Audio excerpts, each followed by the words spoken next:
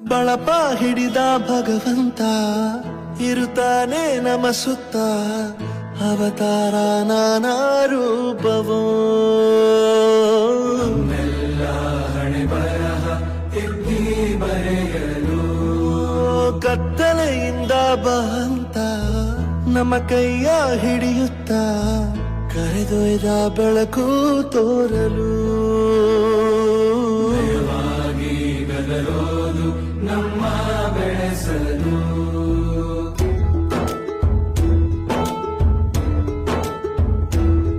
ಭಾಷೆ ಅಮೃತ